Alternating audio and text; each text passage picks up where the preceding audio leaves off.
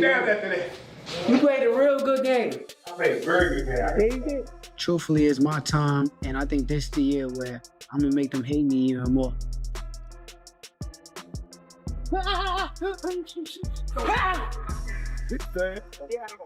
We gonna lose. We can't lose. Because all we do is win. He seems pretty awesome. It's incredible, man. He's definitely a special human being, you know, and everything he does, you know, in the boxing gym. He's a people's champion, you know. He's constantly giving back to others. And, you know, you see the human side of him, you know, aside from the fighter. Boy, after he knocks out his opponent this fight. Just doing things like this is what really matters, you know. At the end of it, when I'm in there in the gym, I'm having a great time. That's what I love to do. But over here, you know, it's just all about giving back. Just stay tuned, man. You guys can win one of these too, one of these bad boys. Teofimo's training camp with Shakur showcases rigorous pad work drills, emphasizing precision and intensity in every move. Assistant trainer Milton LaCroix is meticulously coaching Teofimo to adapt to Shakur's precise, fast-paced, and disciplined fighting style. Any cat, like everything is fun. It's a fun day every day, but it's serious when he's sparring. He gets down to nitty-gritty, does his thing, just embarrasses a lot of the sparring partners. And again, I tell him, have fun in there. Like, just make boxing great again, make boxing fun again. There's a little one. Man, I've been working my ass off so much. His opponent is undefeated. He's a frigidity boxer. He jumps in, jumps out. But there's one thing we see that he don't do, and we'll tell you when we do it to him. I can't tell you now, but I'm gonna tell you later. Take over sports. At camp, Teo brings a variety of sparring partners to fine-tune every aspect of training. With different fighting styles rotating each day, Teofimo is constantly adapting and pushed to maintain peak intensity. Meanwhile, Shakur Stevenson's camp emphasizes speed and accuracy. He runs continuous pad drills, keeping his movements quick and precise.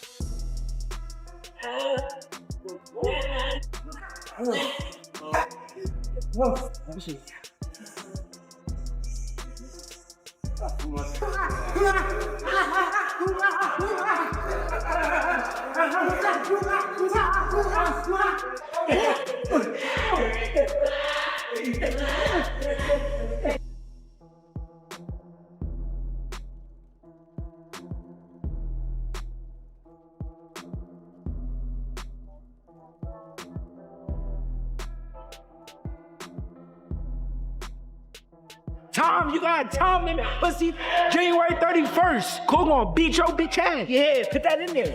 Loosen up a little bit. Shadow boxing, get some sparring. Maybe about 8 to 10 rounds. Shakur Stevenson's camp operates under the guidance of head coach Wally Moses and his grandfather. In training, Stevenson exudes confidence and determination, fully focused on making this a defining moment. Make people like me so you can point your fingers and say, that's the bad guy. So, will I make you good?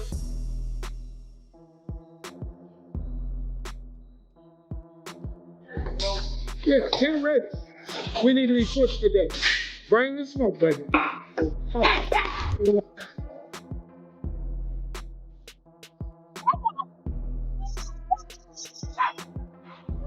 You do it for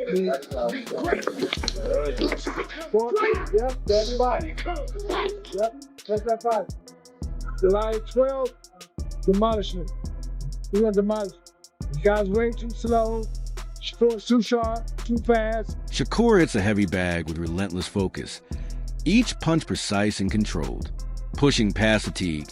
He hones his power, speed, and accuracy, determined to demonstrate his full potential on fight night, January 31st.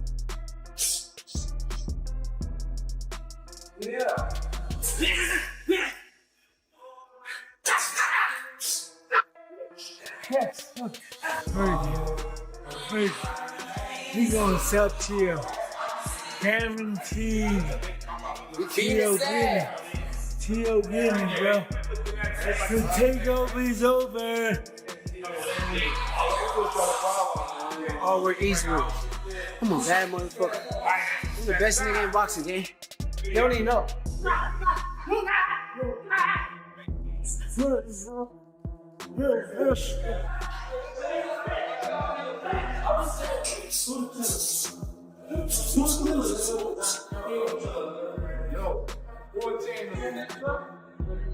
In an Art of Dialogue interview, Shakur Stevenson speaks with focus and determination. He shares that after facing and defeating Teofimo, he aims to rank among the top 4 fighters in the world. His words reflect confidence, discipline, and a clear vision, mirroring the same precision and dedication he shows in the ring every day.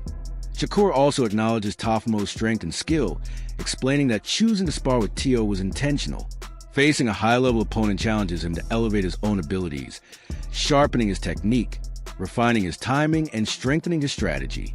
He emphasizes that testing himself against the best is crucial for growth, demonstrating his commitment to improving and reaching elite status.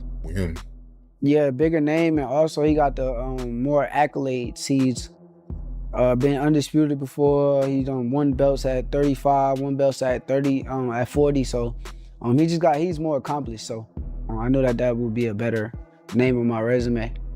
Yeah, a lot of people saying that this is gonna be a tough fight for you. I mean, they absolutely right to have their opinion. I already know this guy's good. I done came up in the amateurs with him. I chose this for that reason. Like, I chose this because I wanted to challenge myself. I wanted to put myself in a situation to where I'm able to raise my game up to another level. So that was my whole purpose. Do you feel like you got to be real dominant in this fight? Because I mean, Teo, he from New York, and you having a fight in New York and the judges, man. You never know, yo.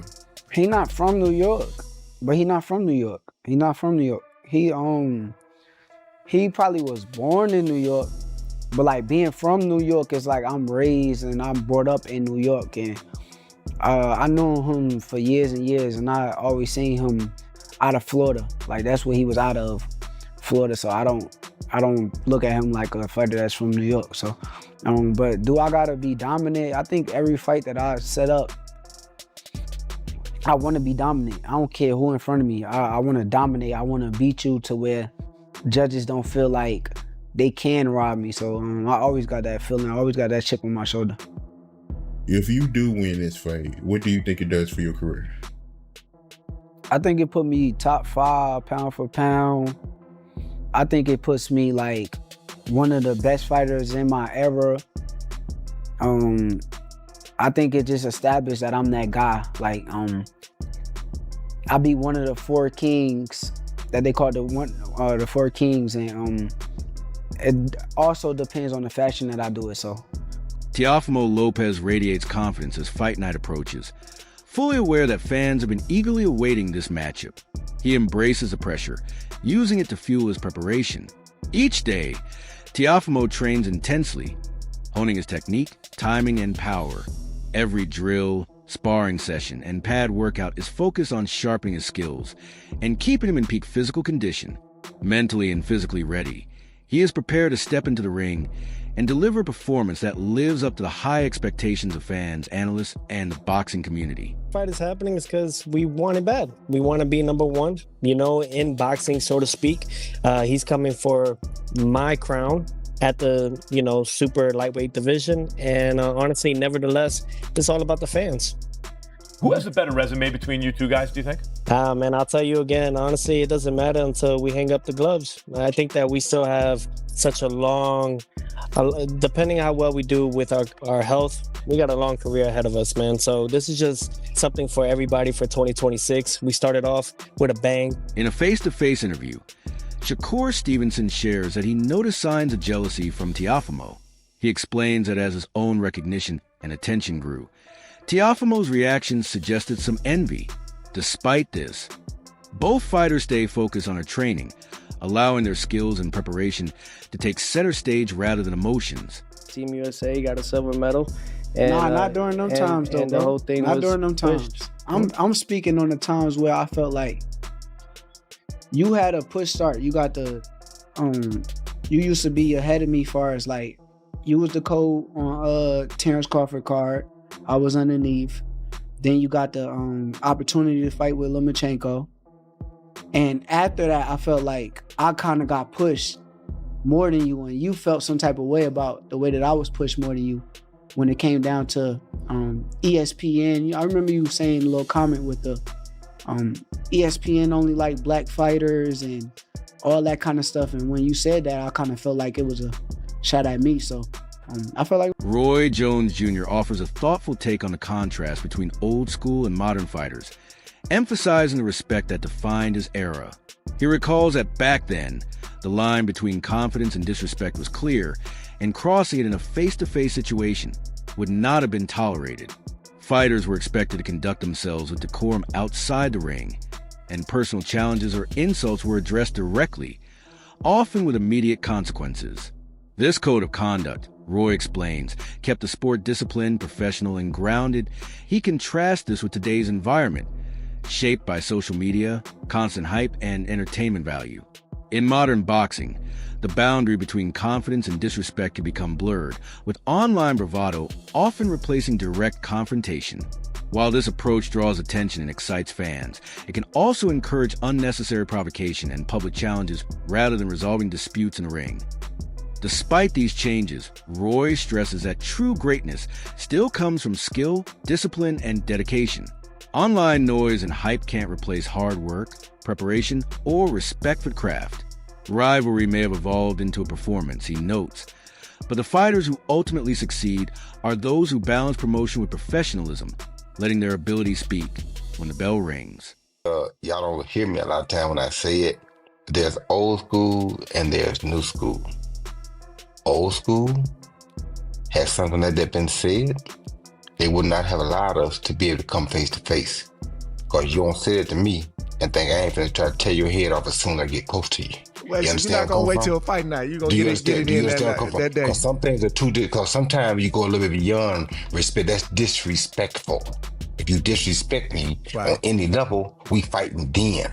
Now I'm gonna try to hold it together but if you disrespect me, which is what he just did, I'm not going to ask him about what he's talking about. When I get close enough, I'm finna show him what I ain't talking about. You understand where I'm coming from? So there's a difference. That's why I say you got to know the difference from the old school and the new school.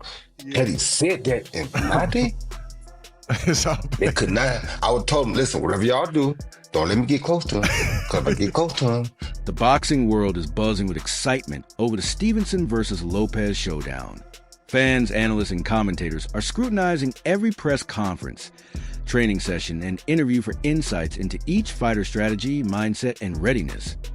Professional boxer Jermaine Ortiz notes that Shakur Stevenson has learned from past experiences and is unlikely to take unnecessary risks inside the ring. Ortiz highlights Stevenson's discipline, adaptability, and ring intelligence as key factors that could give him an advantage over a strong opponent like Teofimo Lopez. Analysts agree that this matchup represents a true clash of elite boxing styles, making it one of the most compelling fights in recent memory. Shakur Stevenson enters the ring with exceptional speed, precise technique, and the ability to control distance and tempo with ease. His talent for reading opponents and adjusting mid-fight is widely regarded as one of his greatest strengths. On the other side, Teofimo Lopez brings explosive power and an aggressive mindset capable of turning a fight around in an instant. His confidence and willingness to apply constant pressure force opponents to stay alert at all times. This fight is not just about who lands a harder punch or moves faster. It's a battle of preparation, ring IQ, mental toughness, and strategic execution under pressure. Fans are drawn to the promise of high-level skill, intense exchanges, and tactical battles unfolding round by round. As anticipation grows, all eyes remain on which fighter will rise to the occasion and secure a defining victory. Maybe a glimpse or two. Why? And one, Shakur said it himself after that fight that he wasn't gonna fight like that again. And that's the main reason. He said he wasn't gonna do it. And Teo's cracking like that? To 140, which isn't really, huh? Is Teo cracking? No, I don't think. I think he had more of a threat with Zepeda as a puncher and Teofimo. But he's going up a weight class. That's not naturally his weight class as well. You think that will play a factor? No, that would play a factor in him not fighting Pocket how he did with the Peter. Got you. That's what I'm saying. So yeah, because of the style, you feel like he's gonna be in and out, moving around, making sure that in and out, doing things that Teal don't like. He got longer arms. You know, I think he'll just keep him at bay. You know, Teal's a tricky fighter too, so I'm not saying that he can't, you know, slip in and catch him with a couple shots. But Shakur, I think he's gonna be defensively sound. He doesn't like getting hit, and I think he's gonna stick to that. You know, as far as Shakur is concerned and Teal, when you look at the speed, when you look at the timing, who do you feel like has that edge when it comes down to that? It could be separate. It could be somebody got the speed and some. Boss Ennis issues a clear and powerful warning for Teofimo Lopez, emphasizing that Shakur Stevenson is a fighter who should never be underestimated. He highlights Stevenson's speed, technical skill, and ring intelligence, which make him exceptionally dangerous and capable of adjusting to any opponent's style. While acknowledging Teofimo's power and talent, Boss Ennis stresses that Lopez must respect Stevenson's ability to control distance, time his punches, and capitalize on openings with precision. Every round will challenge not just physical ability, but mental sharpness as well. Underestimating Stevenson, he warns, could be a costly mistake. Boss Ennis points out that Stevenson's preparation, discipline, and experience allow him to respond effectively under pressure, no matter what Lopez brings to the ring. This serves as a reminder that victory in this fight will come from strategy, respect, and execution, not just raw power or hype. Fans and fighters alike should take note. You're gonna pick them apart, and I gotta tell everybody that Wichicombe is real athletic too. Teofimo. So I mean, I don't think it's gonna be an easy fight. You know what I mean? People think, you know, a lot of people say it's gonna be easy and all. Nah, Teofimo can punch and he can box, and like I said, and he's real athletic. So you know what I mean? That'll make it a little difficult right there. You know what I mean? I see a lot of people going back and forth with it. Some people think Teo got the advantage because of the weight and that he's athletic and explosive.